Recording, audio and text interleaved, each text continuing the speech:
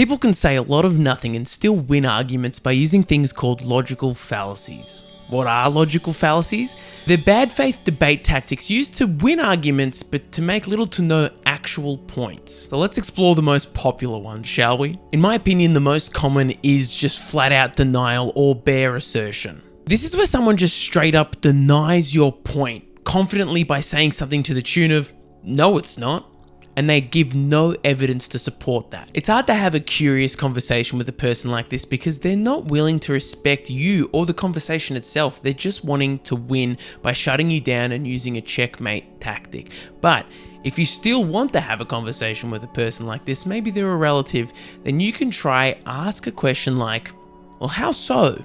That way you're putting the onus back on them and you're forcing them to give you an actual answer instead of just flat out denial. In my personal opinion though, I would run away from conversations like this because the person isn't looking to see your side of things at all and they're not looking to form an opinion, they're just looking to be a naysayer. The second most common you'll hear a lot is the slippery slope fallacy.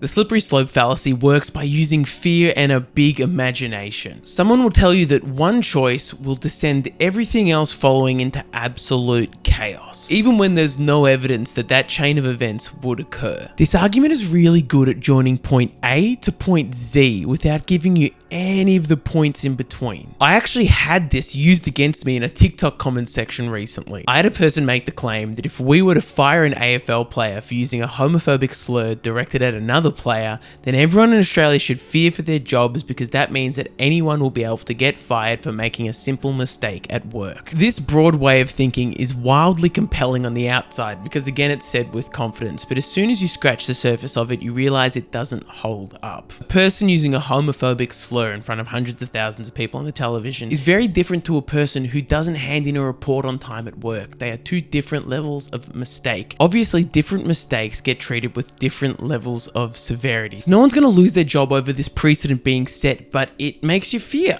It makes you get scared. It makes you look inward, which is what this whole thing is supposed to do. If you want to challenge a person that's using this against you, ask them to spell out the steps between A and Z.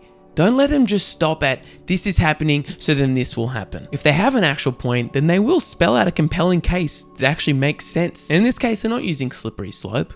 They're just joining the dots correctly. The next one boils my blood, and it is whataboutism, and it's just distracting from the point at hand to talk about another point so that we don't talk about the original point that you've brought up altogether. It's a way of deflection and a way of minimizing the point that you've made. Again, I get this one so frequently on TikTok. I bring up things like the domestic violence stats against women, and then I'll get a bloke in the comment section that'll comment something to the tune of, "Yeah, but what about all the men that are taking their own lives due to suicide?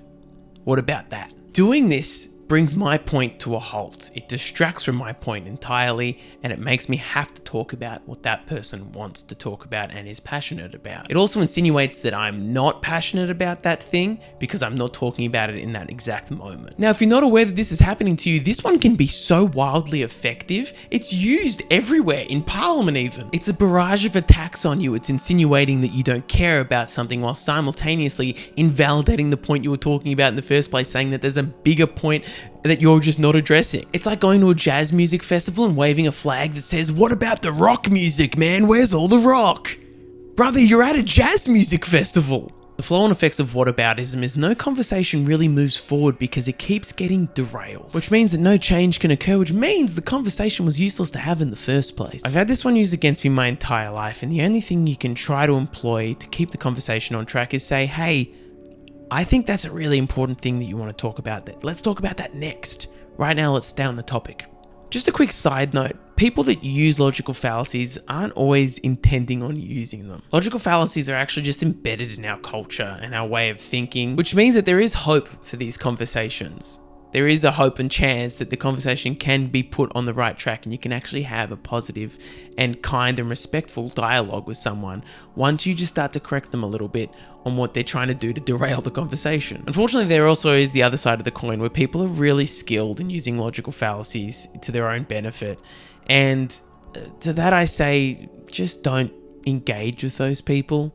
I don't think there's much you can do when someone is knowingly using bad faith debate tactics against you. Up next is straw manning. Straw manning is where someone twists your point to make it look absolutely ridiculous, and in turn, it's easier to belittle and invalidate. An example of this could be that your partner suggests to you, hey, we should slow down in our spending for the next couple months. I'd really like to go on a holiday and I'd love to save.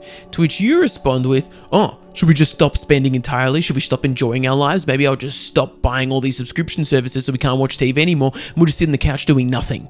This is obviously not what your partner meant, but when you frame it in such a dire way, it makes the whole premise of it look ridiculous, and it's easy just to spear tackle to the ground and beat to a pulp because of the way you framed it. And suddenly you're forcing your partner to address a point that they didn't even make in the first place. If you find that this one is used against you, just reiterate your point and make sure to address that, no, I don't mean that. I just mean this. For most of these, if you just stay on track with your point and keep on honing in on it, the other person will just tire out, or they'll tire you out. Either way, ad hominem. Don't be scared by the Latin, my friends. This one is just where someone attacks your character instead of your argument.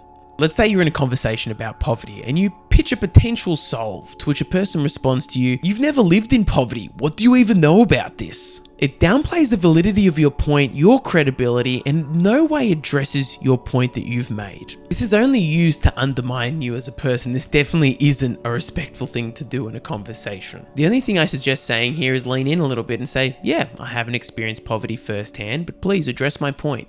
Either or. This is where someone presents a situation with only having two possible outcomes, ignoring any chance of any other outcome happening. An example might be that someone you love has asked you to do something that you're just not comfortable with. So you draw a boundary for yourself and you say, no, I'm not comfortable with that.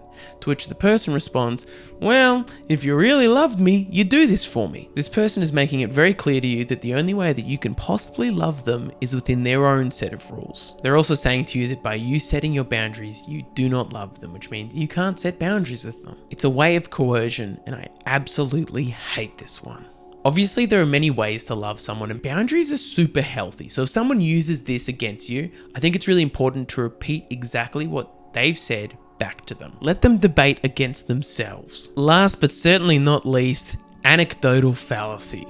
A person will use their own lived experience to make a ridiculously broad point, and they'll ignore all stats and figures. An example of this is a person saying, well, I drank every day for the last 50 years and I'm still fit as a fiddle. Alcohol isn't bad for you. There are many studies that would suggest otherwise, and most evidence would point to the contrary, but it's really hard to debate someone because what they've brought to the table is something deeply personal to them, which forces you to be really tactful about the way you deal with their emotional connection to the issue. This is really hard because the other person really can't see past their own nose and they can't see the bigger picture at play. I think a way to get around this one is again to just repeat back to them their way of thinking. At the end of the day, none of this is enjoyable, it's not fun, and it doesn't feel very respectful when someone doesn't seem to want to respect you by having an honest conversation. I'm not saying you should run away from all these conversations, but I think it's super important to be aware of what's being used against you, because sometimes people want you to feel a little bit insane, a bit cuckoo crazy, and a bit stupid. It's coercive, it's evil, it's nasty, and I won't stand for it, which is why I'm telling you about these things that I've learned, because they've helped me so much in my life. I really do hope this helps you.